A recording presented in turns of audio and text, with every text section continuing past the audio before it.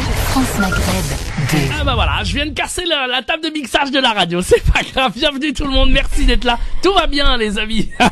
Maître Maghrebi Mansouri est avec nous les amis, bonjour Maître Maghrebi. Bonjour Medjed, bonjour à tous les auditeurs, j'espère que vous avez passé une excellente semaine. Tout à fait, ça va très très bien, grâce à vous, on est content de vous retrouver, je vous rappelle que vous êtes spécialisé dans le droit du travail, droit de la santé, droit des étrangers, droit pénal, et que vous êtes avec nous tous les samedis de 15h à 16h, Maître Maghrebi. Et le plaisir est partagé. Bien. Alors aujourd'hui, Maître Maghrebi a envie de parler d'un thème qui lui tient à cœur. Donc oui, absolument. Alors je vais parler aujourd'hui. En fait, c'est un message que j'ai envie d'envoyer à de nombreux auditeurs. Et c'est en même temps, s'ils peuvent entendre mon message et le faire circuler un petit peu autour d'eux, ça serait bien. Parce qu'en ce moment, on voit des choses se passer au tribunal assez scandaleuses.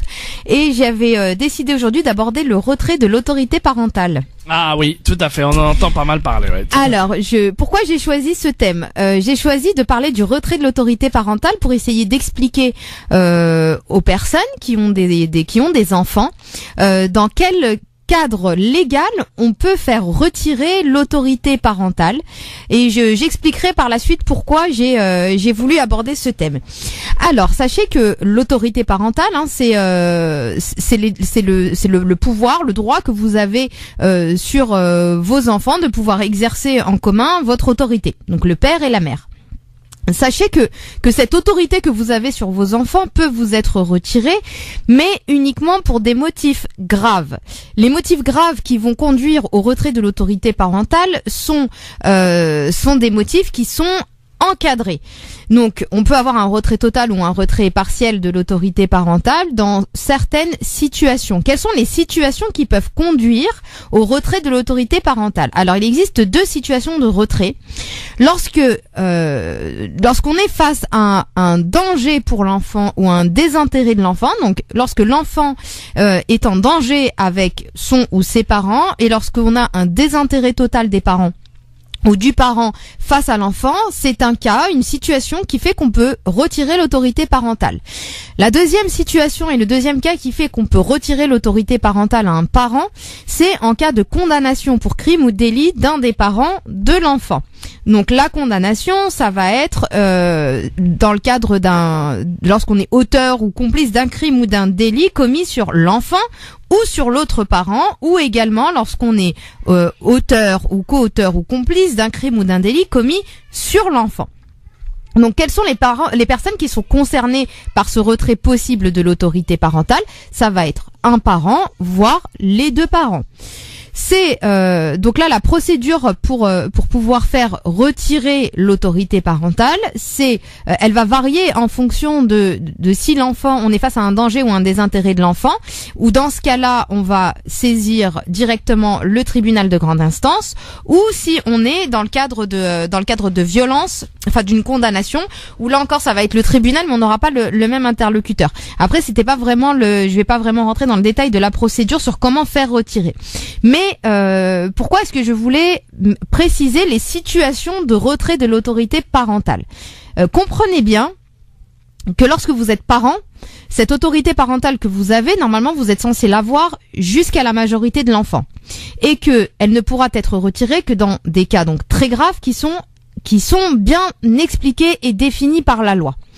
Pourquoi est-ce que je voulais aborder ce thème ? Parce que aujourd'hui, on a énormément de parents qui se retrouvent en procédure de divorce ou en conflit entre eux, et du coup, ils essayent d'utiliser les enfants comme arme de vengeance sur l'autre parent. Ils décident, ou en tout cas, ils essayent devant le tribunal de faire retirer l'autorité parentale à l'autre parent, mais l'argument qui est invoqué de plus en plus aujourd'hui pour essayer de faire retirer l'autorité parentale à l'autre parent, ça va être la potentielle ou hypothétique radicalisation islamique du parent. Et ça, sachez que c'est extrêmement grave comme accusation, et de deux, ça ne rentre pas dans les cadres de ce qui est prévu par la loi. C'est-à-dire que comprenez bien, pour tous ceux, si vous avez autour de vous des gens qui ont pris pour habitude ou qui envisagent d'invoquer la pratique religieuse comme étant un argument qui mettrait en danger l'enfant pour tenter de retirer l'autorité parentale à l'enfant, sachez que d'un, c'est extrêmement grave, que de deux, normalement, ce n'est pas censé pouvoir aboutir. La pratique de sa religion, ce n'est pas une situation dans laquelle on va pouvoir valablement invoquer la situation de danger pour l'enfant pour pouvoir retirer l'autorité parentale aux parents. Donc ça sert à rien d'aller devant le tribunal et de dire, comme j'ai pu voir de nombreuses fois, et là ça commence à devenir extrêmement grave, hein. On le voit, on est nombreux à le voir depuis le mois de septembre, par exemple des pères qui vont venir devant le tribunal et qui vont dire non mais attendez, la mère est un danger pour l'enfant, elle prie devant l'enfant, elle est voilée devant l'enfant, elle l'amène à la mosquée. On est dans un pays où il y a quand même la liberté religieuse, le fait de pratiquer sa religion et de pratiquer une religion quelle qu'elle soit, que ce soit l'islam ou que ce soit la religion juive ou que ce soit la religion catholique, ce n'est pas un argument pour pouvoir dire que l'enfant est en danger et tenter d'utiliser cet argument pour faire retirer l'autorité parentale à l'enfant. Donc voilà, c'était vraiment le message que je souhaitais faire passer, parce que c'est quelque chose qu'on voit de plus en plus devant le tribunal, un parent qui invoque la radicalisation, la pratique religieuse de l'autre parent pour tenter de faire retirer l'autorité parentale et utiliser les enfants par ce biais là-dedans. C'est pas bon, et les juges ne sont pas dupes, hein. Il y en a certains qui, hélas, ils aimeraient bien savoir un petit peu plus ce qui se passe, et donc qui vont saisir le juge pour enfants. Il va y avoir une enquête qui va être menée, et dans ce cas-là, sachez que ça peut être très dangereux pour les deux parents, parce que si vous envisagez d'invoquer cet argument-là devant le tribunal, eh bien le juge, lui, il a la faculté de saisir, le juge familial a la faculté de saisir le juge pour enfants, et si le juge pour enfants considère qu'en effet il y a un contexte familial qui est beaucoup trop dangereux pour l'enfant, eh ben c'est simple, il le retirera aux deux parents. Donc du coup, ce sera ni l'un ni l'autre, ce sera un enfant qui sera placé à l'ASE, et je pense pas que ce soit ce qu'on souhaite pour les enfants, parce que l'intérêt c'est quand même qu'ils restent avec leurs parents, et si jamais il y a une séparation, qu'elle se passe le mieux possible, essayez de dialoguer, de trouver un terrain d'entente, de vous mettre d'accord concernant les enfants, parce que les enfants ont besoin du père et ils ont besoin de la mère, ils ont besoin des deux. Si vous avez besoin d'avoir recours à la justice pour essayer d'organiser la gestion de vos enfants au niveau des droits de visite et des droits de garde, très bien, mais s'il vous plaît, arrêtez d'utiliser votre religion comme arme de défense contre l'autre parent, parce que ça devient insupportable, et que de deux, ça salit votre religion, et que de trois, même les magistrats commencent à en avoir marre. Et ben là, vraiment, vous avez bien fait de nous en parler, maître. Et je trouve ce thème très très très intéressant. Et ce message fort bien, en tout cas, à l'antenne, ici sur France Maghreb 2. Bravo, maître Maghrebi, en tout cas, pour ce thème aujourd'hui. Et maintenant, c'est parti. Si vous avez des questions sur vos interrogations juridiques, eh bien, on vous attend du côté du standard. N'hésitez pas. 0892 23 99 50, étoile et le choix numéro 1. Que vous soyez de Paris, de la région parisienne, de Clermont, de Dijon, de Reims, d'Amiens, de Marseille, de la France entière, eh bien, maître Maghrebi répond gratuitement à vos questions dès maintenant. Vos interrogations juridiques, c'est totalement gratuit. Il suffit de nous appeler dès maintenant. 0892 23 99 50. Juste un conseil. Je vous en supplie, appelez-nous le plus rapidement possible pour qu'on prenne un maximum d'appels, parce que souvent vous appelez à la dernière minute, très nombreux, et malheureusement après on peut pas prendre tout le monde, donc allez-y, c'est maintenant que vous devez faire sonner le téléphone et on vous prendra en priorité, évidemment à l'antenne, pour vos interrogations, vos questionnements juridiques. C'est totalement gratuit. Le numéro du standard, je le rappelle, 0892 23 99 50, étoile et le choix numéro 1. À tout de suite. France Maghreb 2, France Maghreb 2, sur 94 FM. Sur 94 FM. À Clermont-Ferrand et toute sa région. France Maghreb 2, France Maghreb 2, sur 91.3 FM. Sur 91.3 FM. À Reims et toute sa région. L'émission Parler juridique sur France Maghreb 2 avec maître Maghrebi Mansouri, spécialisé dans le droit du travail. Elle est rattachée d'ailleurs, je rappelle, au barreau de Paris, du cabinet BMM, spécialisé dans le droit du travail, droit de la santé, droit pénal, droit des étrangers. Si vous avez envie de la rencontrer, évidemment, pour prendre un rendez-vous avec elle, je vous donne son numéro de téléphone. Notez-le bien. 06 12 14 34 96. 06 12 14 34 96. Maître Maghrebi vous reçoit à son cabinet, évidemment, pour des consultations personnalisées. Uniquement pour, évidemment, des consultations. 06 12 14 34 96. Mais là, C'est totalement gratuit, vous nous appelez au standard et vous passez à l'antenne. 0892 23 99 50. Étoile et le choix numéro 1, c'est ce qu'a fait Nabil de Marseille. Bonjour Nabil. Oui, bonjour. Comment allez-vous monsieur Nabil? Oui, ça va, tranquille. Eh ben, soyez le bienvenu. Maître Maghrebi est avec nous et elle vous écoute, Nabil. D'accord. D'abord, merci pour vous, merci pour Maître, merci pour France Maghreb 2 de cette émission qui nous aide beaucoup. Merci à vous. Merci. Oui, merci. Et j'ai une question par rapport au divorce à l'amiable. Oui. Je suis marié depuis 2013, je suis marocain déjà. J'ai fait le mariage au Maroc. En 2013, j'ai fait les étapes au niveau de consulat, j'ai la transcription, les livres de famille annoncent après 4 ou 5 mois, ça veut dire le mois 5 de 2013. J'étais là en France en 2014. Ma question, ma femme, aujourd'hui, elle demande le divorce. J'aimerais bien savoir au niveau elle demande un divorce à l'amiable.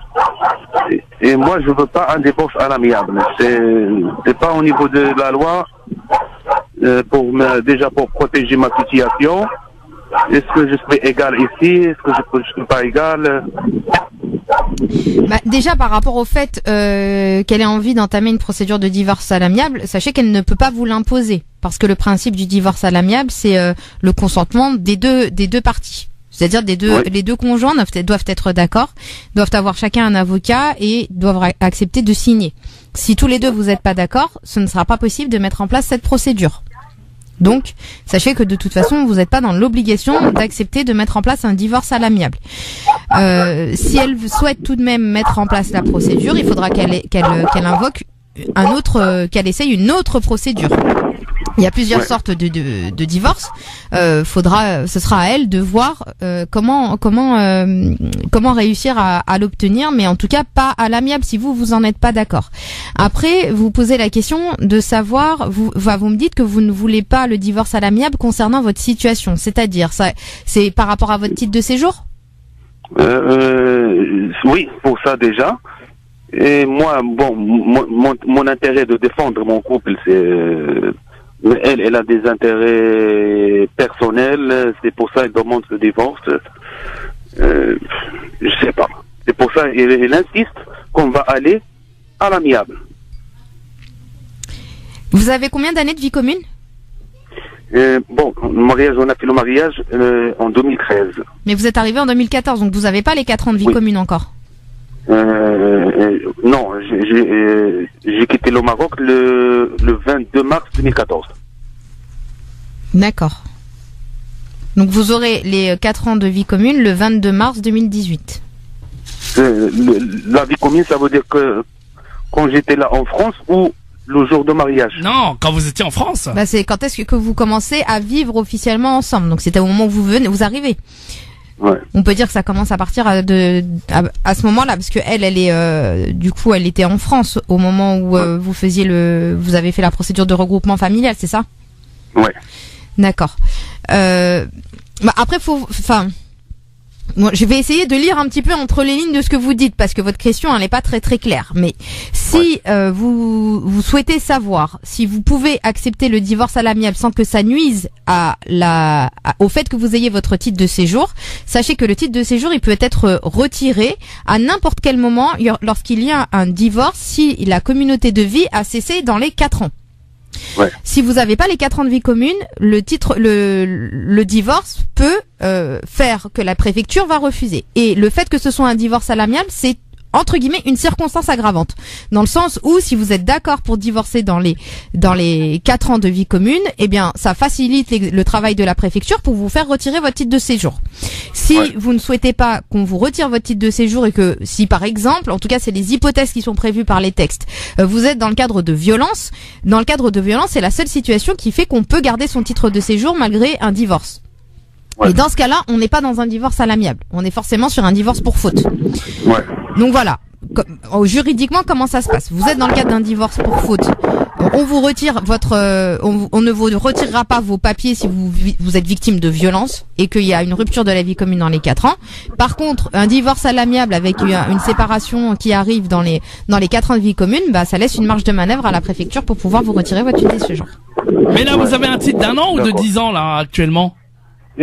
Comment? Vous avez un titre de séjour d'1 an ou de 10 ans? Non, de 10 ans. Ah, il a, d'accord. Mais même avec un titre de 10 ans, on peut retirer. Ouais. Ah, on peut retirer bah, c'est-à-dire que après voilà, moi je suis pas là pour donner des idées aux gens, ouais. Mais et là en tout cas c'est ce qu'on voit régulièrement, ouais. Quand on n'est pas dans les 4 ans, quand on n'est pas dans les 4 ans parce que c'est 4 ans dans le cadre du regroupement familial, il y a d'autres situations où c'est que 3 ans. Mais quand on n'a pas les 4 ans, on fait un divorce à l'amiable, même si la personne elle a fait 10 ans, un petit recommandé avec accusé de réception à la préfecture pour dire que la communauté de vie a cessé, et puis la préfecture elle retire le titre de séjour. D'accord, mais si madame elle dit rien et qu'elle le dénonce pas à la préfecture, il peut tant si elle ne dit rien, son titre de séjour il est valable, voilà, la préfecture elle va pas elle va rien dire. Tout dépend de savoir si votre femme elle va dire ou pas. Il me dit toujours pour le moment je squatte la maison. Je sais pas au niveau de la loi pourquoi chaque fois il m'a dit tu squattais la maison là. Là vous êtes mariés, donc vous êtes mariés, on peut pas dire que vous squattiez votre maison, c'est le domicile conjugal. Ouais, c'est ça, chaque fois il m'a envoyé le message. Mais vous vivez ensemble ou vous vivez plus ensemble? Comment? Vous vivez toujours ensemble ou pas? Oui, bien sûr. Donc c'est le domicile conjugal. À partir du moment où c'est le domicile conjugal, il y a pas de problème. Vous avez le droit d'habiter chez vous. Bon, pour le moment, elle habite en haut, moi en bas. Mais le terme de squatter, est-ce que ça existe dans ce cas-là? Non, c'est ce que je vous dis, c'est le domicile conjugal. Tant qu'il n'y a pas une décision de justice qui va venir décider à qui on attribue le domicile conjugal, vous avez le droit d'habiter dedans tous les deux. Est-ce qu'après on commence pour les étapes de divorce? Est-ce que j'ai le droit de demander 1 mois ou 2 mois pour trouver un logement après? Bien sûr. Après, c'est lorsque vous allez saisir le juge pour la procédure de divorce pour obtenir l'ONC. Et bien, dans les mesures provisoires, vous le demandez. Vous demandez si, par exemple, vous pouvez demander à ce que le domicile conjugal vous soit attribué si vous avez des motifs légitimes qui le permettent. Si c'est pas le cas, du coup, vous pouvez demander. En fait, vous pouvez demander à avoir un délai. Oui, ça, il y a pas de souci. Ouais, parce que là, ma situation. Sur le chômage, la plupart, ils demandent les fiches de paie et tout. J'ai pas tous les papiers pour ça. C'est pas évident. Hein. On vous souhaite bon courage en tout cas. Hein. Ouais. Merci beaucoup. Merci. De rien. Vraiment bon courage à vous et merci. Puis essayez de voir avec votre femme comment vous pouvez voir et comment vous pouvez discuter. Peut-être que c'est mieux aussi de discuter, de voir ce qu'il y a à faire. Oui, je voulais pas savoir. Ouais, je comprends. Les femmes, c'est pas toujours évident. Hein. Non, mais Jay, je suis pas d'accord avec toi. Là. Les hommes, c'est pas toujours évident. Non, les relations ne sont pas toujours évidentes. Oui, moi, je fais le maximum pour garder le couple, mais elle a des trucs personnels, elle voulait le faire. Courage à vous, en tout cas, on est avec vous. Si vous avez besoin d'une autre question, si vous avez besoin d'appeler Maître Maghrebi, vous l'appelez à son cabinet, il n'y a pas de problème, d'accord? Merci beaucoup. À bientôt. Bon courage. À bientôt. À bientôt. Oh là, je vais me taire après, je vais tourner ma langue 7 fois avant de dire n'importe quoi. C'est quoi ça, hein? Attention, ça peut être considéré comme de la discrimination. Fais attention à ce que tu dis. J'ai compris, oui.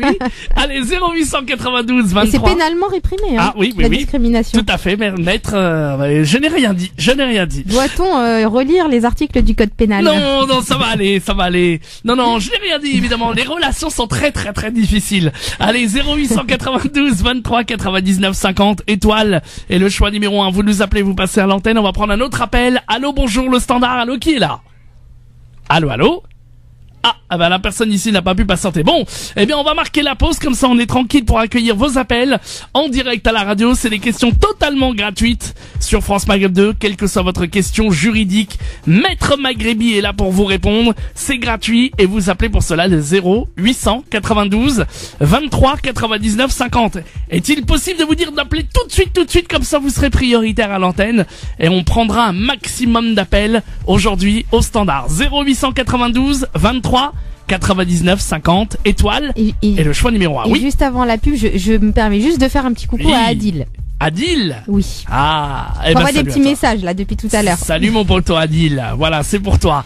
0892 23 99 50. Vous êtes très nombreux à écouter l'émission Parler juridique. Appelez-nous, vous serez pas déçus. Avec Maître Maghrebi, il y a toujours des solutions.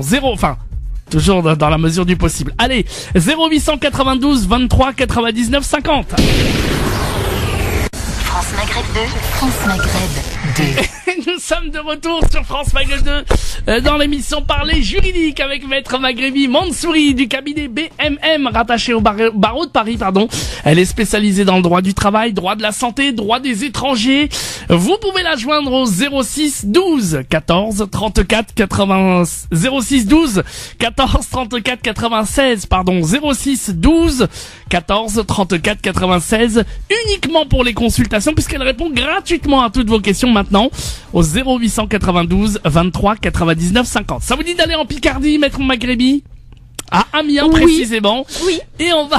Je connais Amiens, j'aime bien Amiens. Non. On y était à Amiens, mais on n'y est plus. Je sais pas ce qu'il nous a fait notre auditeur, mais il est parti, il a eu peur.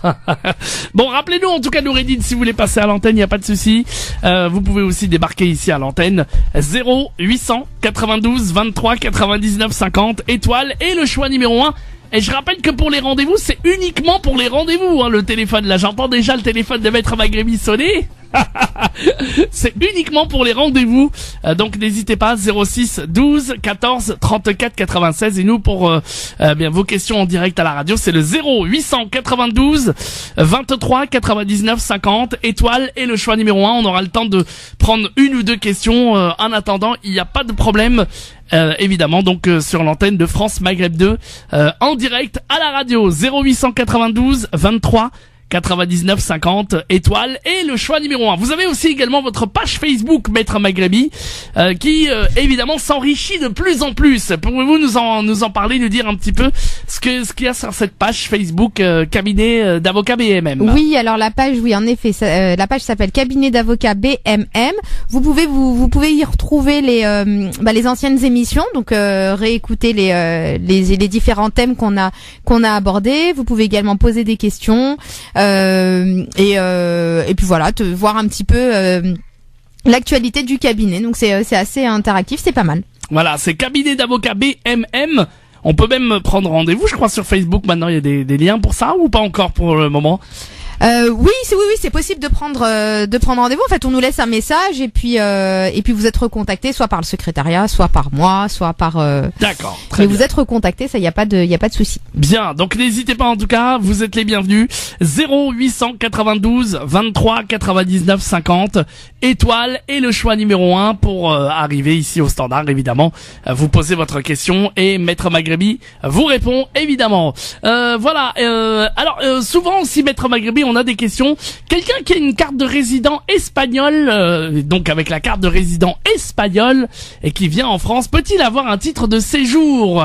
Beaucoup de questions confondent, beaucoup de gens confondent justement ce que c'est que le titre de séjour résident espagnol et la carte européenne espagnole. C'est peut-être deux choses différentes. Alors non, mais déjà ce qu'il faut savoir, c'est que lorsqu'on est en situation régulière au niveau européen, on bénéficie du droit à la libre circulation des personnes. Donc ça signifie qu'on peut circuler sur tout le territoire européen. Mais ça ne signifie pas qu'on a le droit de s'installer. Exactement, c'est ça. Donc circuler n'est pas s'installer. Donc circuler, vous pouvez circuler, aller où vous voulez en Europe avec votre titre de séjour, votre carte de résident. Il n'y a aucun problème par rapport à ça.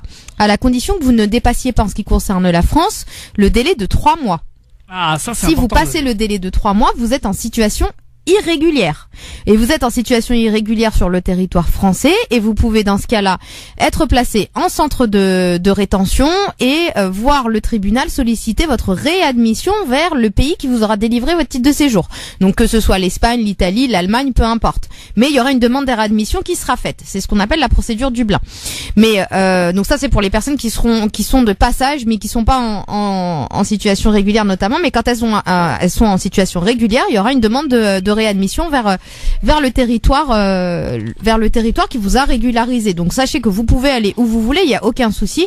Mais en ce qui concerne la France, ça ne vous donne pas le droit de vous installer, de travailler, de rester. Vous serez reconduit automatiquement. Voilà, c'est très important parce qu'il y en a beaucoup qui confondent, qui se disent je vais aller en Espagne, je vais faire mes papiers. Et puis je reviens et je suis en situation régulière. Eh ben non, voilà. Sachez que non. Voilà. Donc du coup, si vous avez l'habitude de passer régulièrement la frontière, il y en a qui font ça, qui avant la fin des 3 mois retournent en Espagne, en Italie, puis reviennent. Gardez bien les traces. Exactement. Gardez bien vos billets, gardez bien, si vous avez des billets aller-retour, gardez bien vos billets d'aller et vos billets retour. Comme ça, si jamais il y a un contrôle, on voit bien que vous n'avez pas l'intention de vous installer durablement sur les territoires français, notamment par le fait que vous avez un billet de retour vers le pays d'où vous avez été régularisé. Parfait. Voilà pour cette question en tout cas. 0892 23 99 50.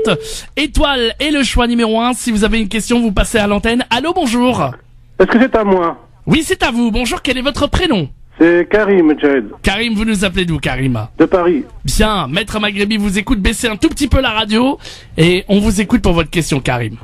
Alors moi j'appelle pour mon épouse. Mon épouse a passé le permis il y a 2 mois et demi. Elle a eu ce qu'on appelle le CEPC, certificat d'examen de permis de conduire. Donc elle a été, comme l'exige la procédure, sur le site de l'ANTS pour faire sa demande la procédure dématérialisée, etc. Et depuis, silence radio. Et ce qui nous inquiète un petit peu, c'est qu'on a reçu un courrier de la compagnie d'assurance nous demandant donc notre permis de conduire. Elle leur a dit qu'elle l'avait pas. Elle lui avait dit que si elle l'avait pas dans un délai de 4 mois, comme il est prévu dans les textes, c'est-à-dire que l'attestation provisoire de réussite de permis de conduire, on y aurait pris 4 mois, elle serait dans l'obligation de la radier parce qu'elle ne pourrait pas continuer à l'assurer. Donc on ne sait pas quoi faire, et il paraît-il que ce fameux CEPS, non seulement il ne peut pas le prolonger, la NTS elle est injoignable, parce qu'il paraît qu'ils doivent tout faire, les cartes grises, les permis de conduire, c'est le bordel. Et le citoyen là-dedans, qu'est-ce qu'il devient et quels sont ses droits? Alors là, il faut absolument contacter l'administration pour savoir où en est la délivrance de son permis de conduire. Mais ils répondent pas. Il faut vous déplacer. Ils reçoivent pas, je sais pas où c'est, moi, la NTS. Et les préfectures nous ont dit, nous, on n'a plus rien, c'est dématérialisé. La NTS, elle n'a pas d'adresse physique. C'est l'agence nationale de je sais pas trop quoi, des titres sécurisés, je sais pas quoi. Alors, sinon, vous essayez de leur faire un recommandé. Je suis en train d'essayer de voir s'il n'y a pas une... Mais cette histoire de dématérialisation, ça c'est vraiment, ça a été fait à la sauvette, à la bonne franquette, ça devient pénible dans tous les domaines. Les gens sont pas préparés, ni l'usager, ni les fonctionnaires, et c'est vraiment la pagaille partout. Oui, mais après, sinon, parce qu'il y a un site pour ça. C'est l'Agence nationale des titres sécurisés du permis de conduire. On est obligé d'aller chez eux pour faire la demande de permis. Ils vous demandent donc de scanner vos photos, d'envoyer vos quittances de loyer, machin, votre carte d'identité. On a tout fait. On a reçu un numéro de dossier. Mais le problème, c'est que impossible de savoir où ça en est et impossible de savoir si on l'aura dans les temps, parce que si ma femme, elle perd, si l'assurance la radie, elle perd son boulot. Alors, mais vous avez un numéro de dossier? Oui, mais quand on le rentre, on nous dit que ce dossier, que le numéro n'est pas bon déjà. En plus, c'est eux qui me l'ont envoyé par courrier. Et en plus, ils me disent qu'il n'est pas bon. Donc, ça devient. Parce que là, quand vous rentrez, quand vous allez sur les tribunaux pour ça, c'est vraiment incroyable. Quand vous allez sur le site et vous rentrez le numéro de dossier, on va sur le site, on clique, après on clique sur où en est mon dossier, on rentre le numéro et on vous dit ce numéro n'est pas valable. Et pourtant, c'est eux qui l'ont envoyé. Alors dans ce cas-là, il faut leur refaire un message. On a fait que ça, ma pauvre dame, depuis. Mais s'ils répondaient, alors on reçoit toujours les mêmes réponses du robot, comme quoi votre demande a bien été enregistrée, nous vous répondrons sous 48 heures, mais 48 heures, ça se transforme en des semaines et en des mois. Donc ça devient vraiment pénible pour un pays qui se dit avancé, 5e puissance mondiale, ça commence vraiment à... Oui, mais là, normalement, il y a forcément faut leur... Est-ce que le médiateur de la République serait compétent pour ce genre de litige? Non, il faut avoir l'adresse de l'agence directement et leur écrire... Ils n'ont pas l'adresse physique, c'est ça le problème. Il y en a les préfectures, ils vous disent... Non, il y en a forcément une. Il y en a forcément une. Ils ne communiquent pas ni sur le... Quand on clique sur le site de la NTS pour contact, vous verrez, il n'y a que l'email, c'est tout. Il faudrait... Là, comme ça, je pourrais pas vous dire. Je suis en train de regarder sur leur site. C'est vraiment pénible, quoi. Mais il faut... Alors, donc... Mais un tribunal administratif, on pourrait faire un référé pour ça ou pas? Enfin, un référé injonction. Oui, une injonction pour dire que, écoutez, c'est pas normal que, dû à une lenteur, on fabrique des chômeurs, quoi. C'est pas normal non plus. Non, ça c'est sûr. C'est sûr que maintenant le problème c'est que sur leur site, je suis en train de regarder en même temps que je vous parle. Il n'y a pas de délai de délivrance d'indiqué. En tout cas, sur un plan d'après l'arrêté de 2013 que j'ai, moi, ils disent que le CEPC, là, il n'est valable que 4 mois. Et la compagnie d'assurance me l'a rappelé dans son courrier. Alors dans ce cas-là, moi, ce que je ferais peut-être, mais j'irai. Je vais saisir le préfet, peut-être, non? Non, moi j'irai au commissariat. J'irai au commissariat voir avec eux si eux, ils auraient pas un moyen de pouvoir les contacter. Parce que de toute façon, lorsqu'on doit quand on perd son permis de conduire et qu'on doit le remettre, on le remet au commissariat. Quand il y a un problème avec un permis de conduire, c'est toujours l'interlocuteur premier et toujours le commissariat. Oui, donc là, vous arrivez. Oui, mais là, vous allez arriver dans une situation où en réalité, vous serez titulaire du permis de conduire, mais vous ne l'aurez pas. Vous pourrez pas en justifier. Voilà, on pourra pas en profiter, on sera radié par la compagnie d'assurance, donc on pourra plus rouler et ça a toutes les conséquences qu'il y a derrière. Voilà, alors moi je pense que je tenterai d'aller voir auprès du commissariat si eux ils auraient pas les coordonnées pour pouvoir les contacter parce qu'ils ont des numéros privilégiés. Voilà, donc peut-être voir avec eux. Sinon tenter mais là faudrait parce que je vois là sur leur site au niveau de la réglementation et des textes officiels, il y a plusieurs règlements. Faudrait prendre le temps de bien les regarder pour voir quelle est l'autorité compétente en cas de litige. Enfin vers quelle juridiction on pourrait vraiment se diriger en cas de litige parce que je suis pas certaine que le préfet ce soit la solution. Je vais essayer d'aller voir mon député. C'est peut-être le ministère de l'Intérieur, mais probablement plutôt ministère de l'Intérieur. Ouais, alors peut-être C'est vers eux qu'on se dirige généralement quand on a des contentieux avec le. Ah, ministère de l'Intérieur, donc c'est d'accord. Ouais, pour les permis, c'est le ministère de l'Intérieur. Karim, écoutez, on n'avance pas beaucoup, mais malheureusement. Non, mais vraiment, ça devient pénible cette dématérialisation là, cette dématérialisation, ça c'est vraiment le bordel. On a bien compris votre coup de gueule, en tout cas, mon cher Karim. Merci de votre appel, en tout cas, Karim. Il n'y a pas de souci. Bon, Maître Magrébi, c'est avec Karim qu'on va terminer cette émission pour aujourd'hui. Je rappelle votre numéro de téléphone, évidemment, si vous êtes intéressé, si vous voulez prendre un rendez-vous avec Maître Magrébi Mansouri, vous l'appelez à son cabinet au 06 12 14 34 96, 06 12 14 34 96. Pour tout problème juridique, Maître Magrébi peut vous aider et, bien entendu, pour monter votre dossier et vous aider pour une consultation personnalisée. 06 12 14 34 96. Et alors, Maître Magrébi, on vous laisse évidemment conclure cette émission pour aujourd'hui, ce samedi évidemment du mois de février. Merci Medjahed. Je vais juste répondre à quelques textos que j'ai reçus. Alors le petit Adil est le fils d'une très très bonne amie à moi qui est en train de nous écouter à la radio. Donc gros bisous à lui. Je reçois qui est Adil. Donc voilà. Voilà. Écoutez, j'espère que le thème abordé aujourd'hui vous a plu parce que c'est vraiment un thème assez important. Et voilà, vous avez des droits, bien sûr, il faut les faire respecter, mais s'il vous plaît, lorsque vous tentez de faire valoir vos droits, c'est bien de le faire, mais faites-le de façon conforme à la loi et sans utiliser votre religion pour le faire parce que ça ne fera que vous nuire et ça ne va absolument pas vous servir. Donc je vous souhaite à tous une excellente semaine et puis comme je vous dis à chaque fois, vous avez des droits, donc faites-les respecter. À la semaine prochaine. France Maghreb 2, France Maghreb 2. Alors, pourquoi j'ai choisi ce thème ? J'ai choisi de parler du retrait de l'autorité parentale pour essayer d'expliquer aux personnes qui ont des enfants dans quel cadre légal on peut faire retirer l'autorité parentale et j'expliquerai par la suite pourquoi j'ai voulu aborder ce thème. Alors sachez que l'autorité parentale c'est le pouvoir, le droit que vous avez sur vos enfants de pouvoir exercer en commun votre autorité, donc le père et la mère. Sachez que cette autorité que vous avez sur vos enfants peut vous être retirée, mais uniquement pour des motifs graves. Les motifs graves qui vont conduire au retrait de l'autorité parentale sont des motifs qui sont encadré. Donc, on peut avoir un retrait total ou un retrait partiel de l'autorité parentale dans certaines situations. Quelles sont les situations qui peuvent conduire au retrait de l'autorité parentale? Alors, il existe 2 situations de retrait. Lorsqu'on est face à un danger pour l'enfant ou un désintérêt, ou si on est dans le cadre de violence, enfin d'une condamnation, où là encore ça va être le tribunal, mais on n'aura pas le même interlocuteur. Après, je vais pas vraiment rentrer dans le détail de la procédure sur comment faire retirer. Mais pourquoi est-ce que je voulais préciser les situations de retrait de l'autorité parentale?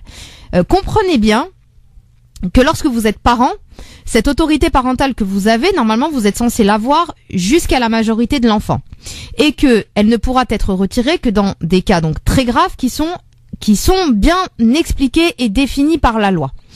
Pourquoi est-ce que je voulais aborder ce thème? Parce que aujourd'hui, on a énormément de parents qui se retrouvent en procédure de divorce ou en conflit entre eux, et du coup, ils essayent d'utiliser les enfants comme arme de vengeance sur l'autre parent. Ils décident, ou en tout cas, ils essayent devant le tribunal de faire retirer l'autorité parentale à l'autre parent, mais l'argument qui est invoqué de plus en plus aujourd'hui pour essayer de faire retirer l'autorité parentale à l'autre parent, ça va être la potentielle ou hypothétique radicalisation islamique du parent. Et ça, sachez que c'est extrêmement grave comme accusation, et de 2, ça ne rentre pas dans les cadres de ce qui est prévu par la loi. C'est-à-dire que comprenez bien, pour tous ceux, si vous avez autour de vous des gens qui ont pris pour habitude ou qui envisagent d'invoquer la pratique religieuse comme étant un argument qui mettrait en danger l'enfant pour tenter de retirer l'autorité parentale à l'enfant, sachez que c'est extrêmement grave, que de 2, normalement, ce n'est pas censé pouvoir aboutir. La pratique de sa religion, ce n'est pas une situation dans laquelle on va pouvoir valablement invoquer la situation de danger pour l'enfant pour pouvoir retirer l'autorité parentale aux parents. Donc ça sert à rien d'aller devant le tribunal et de dire, comme j'ai pu voir de nombreuses fois, et là ça commence à devenir extrêmement grave, hein. On le voit, on est nombreux à le voir depuis le mois de septembre, par exemple des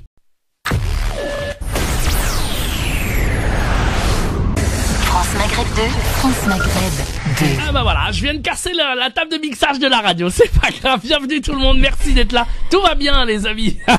Maître Maghrebi Mansouri est avec nous les amis, bonjour Maître Maghrebi. Bonjour Medjed, bonjour à tous les auditeurs, j'espère que vous avez passé une excellente semaine. Tout à fait, ça va très très bien, grâce à vous, on est content de vous retrouver, je vous rappelle que vous êtes spécialisé dans le droit du travail, droit de la santé, droit des étrangers, droit pénal, et que vous êtes avec nous tous les samedis de 15h à 16h, Maître Maghrebi. Le plaisir est partagé. Bien.